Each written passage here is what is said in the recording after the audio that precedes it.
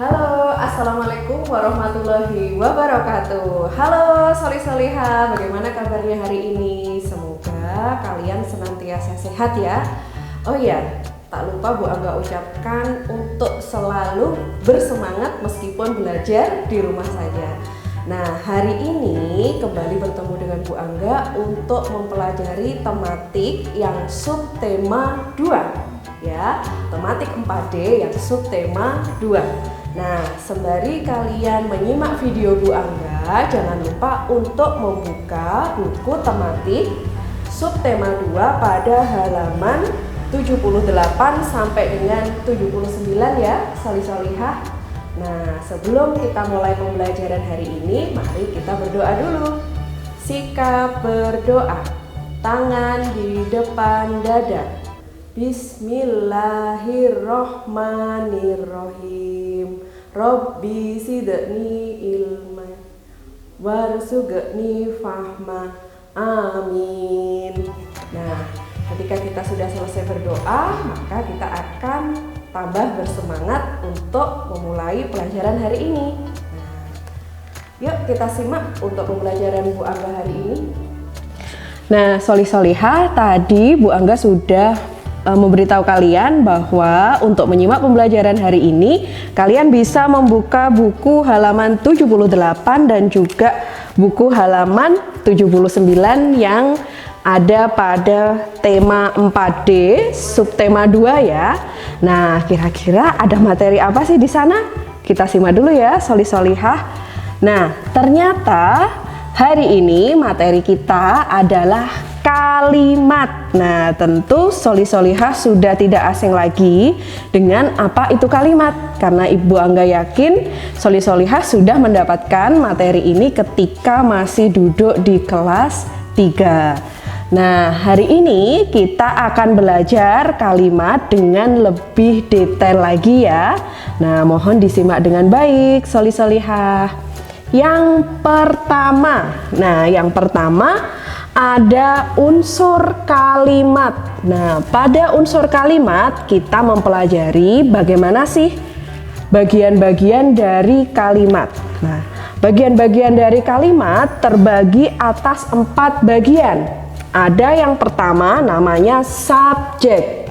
Subjek bisa berupa kata benda, Soli-Solihah. Nah, subjek biasanya bisa dituliskan dengan nama orang, bisa berupa tanaman, bisa berupa tumbuhan ataupun makhluk hidup maupun benda mati. Nah, kemudian untuk predikat, nah predikat letaknya setelah subjek ya, Soli-Solihah.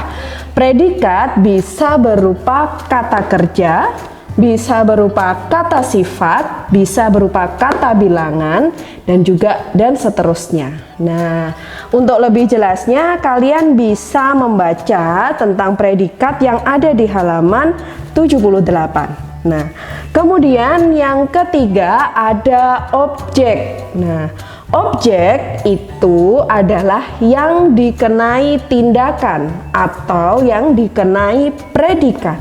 Nah, objek juga sama seperti subjek ya. Objek bisa berupa benda, nah ataupun makhluk hidup. Bisa berupa manusia, bisa berupa tanaman, hewan ataupun benda mati. Nah, jadi di sini subjek maupun objek biasanya hampir sama, tetapi yang membedakan adalah predikat yang ada di tengahnya. Nah, kemudian yang keempat ada keterangan. Nah, keterangan bisa disebut dengan penjelas. Kenapa? Karena fungsinya menjelaskan di mana predikat itu terjadi, di mana subjek itu melakukan kegiatan, ataupun kapan subjek itu melakukan kegiatan atau kapan predikat itu dilakukan. Nah, bagaimana, Soli-Solihah? Sudah paham? Oh iya, yang perlu ada tambahan bahwa di sini keterangan itu ada beberapa macam, tidak hanya keterangan tempat yang mungkin solih-solihah sudah hafal ya dalam kalimat, tetapi juga ada keterangan cara, ada keterangan tujuan, ada keterangan waktu, hingga keterangan penyerta. Untuk contohnya secara lengkap bisa solih-solihah simak pada bagian kolom halaman 78 yang kini ku tahu. Nah, kita kembali lagi untuk materi yang ada di papan ya, solih-solihah. Mari kita perhatikan lagi. Nah, karena kalian tadi sudah mempelajari tentang unsur kalimat, nah kira-kira ketika kita bertemu dengan kalimat lengkap, bisa nggak ya solih-solihah menentukan unsur-unsurnya? Nah, jika belum bisa, mari belajar bersama Bu Angga. Nah, contohnya, Bu Angga berikan contoh kalimat yang lengkap. Nah, sembari kalian menyimak materi Bu Angga tentang contoh kalimat dan tentang cara menentukan unsur kalimat, silahkan kalian bisa simak juga pada halaman 79 ya. Nah, di sini Bu Angga memberikan contoh. Bu Angga memasak mie di dapur. Nah, di sini untuk Bu Angga merupakan subjek atau Bu Angga menduduki subjek. Nah, kemudian memasak.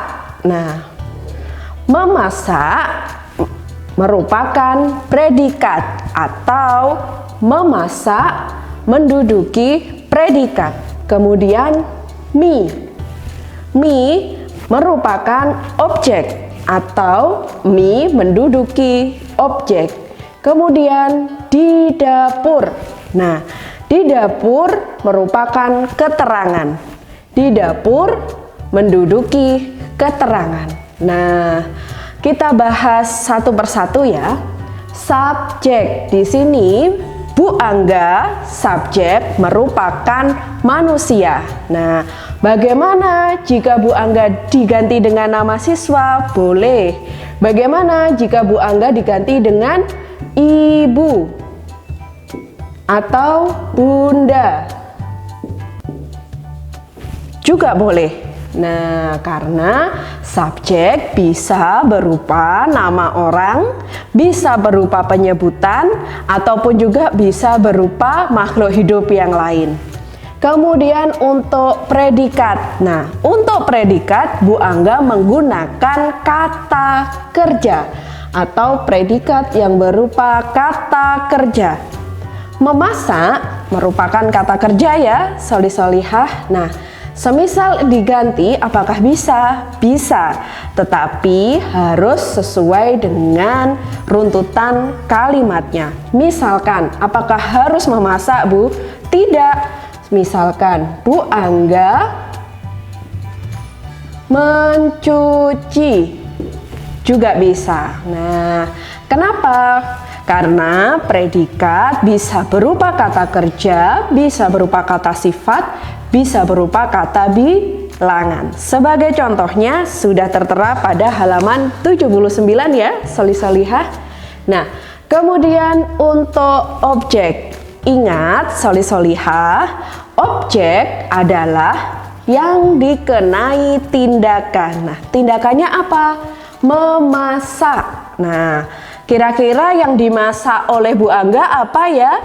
Oh, ternyata mie.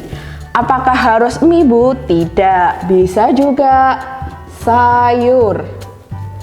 Bisa juga nasi. Nah, ternyata objek bisa diganti dengan kata yang sama. Nah, kemudian di dapur. Di dapur merupakan keterangan tempat. Nah, begitu ya, solih-solihah. Jadi, untuk subjek ataupun objek dalam sebuah kalimat bisa diganti asalkan dengan varian kata yang sama. Misalkan tadi, Bu Angga bisa diganti dengan Ibu, Bunda, Ayah, Bu Mary, Bu Ayu, dan seterusnya. Kenapa Bu tidak bisa diganti dengan bunga mawar itu misalkan, atau diganti dengan pohon itu? Karena subjek hanya bisa diganti dengan satu kata benda yang sama, yaitu manusia. Itu ya, jadi ketika kita menggantinya harus sama-sama dengan kata ganti manusia. Kemudian untuk predikat. Nah, karena predikat di sini kata kerja, maka ketika kita ingin mengganti juga harus sama-sama kata kerja. Kemudian di sini untuk objeknya benda. Nah, berarti juga bisa diganti dengan varian kata yang sama-sama benda. Nah, untuk keterangan boleh di dapur, mungkin boleh di pantry, atau mungkin boleh diganti yang lain, asalkan maknanya tidak ambigu.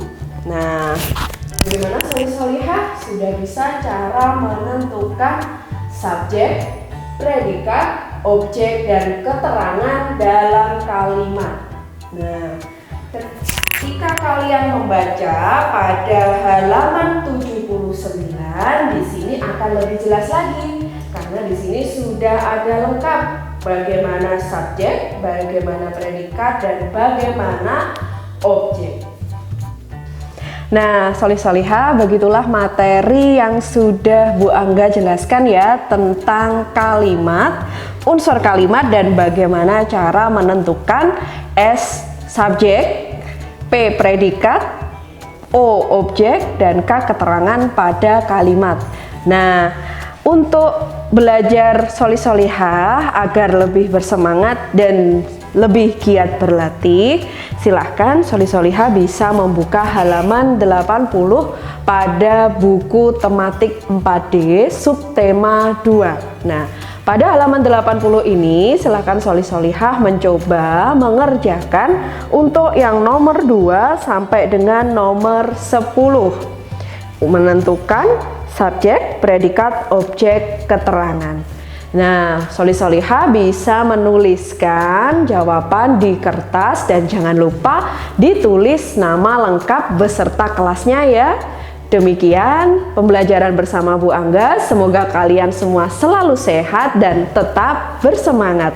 Wassalamualaikum warahmatullahi wabarakatuh.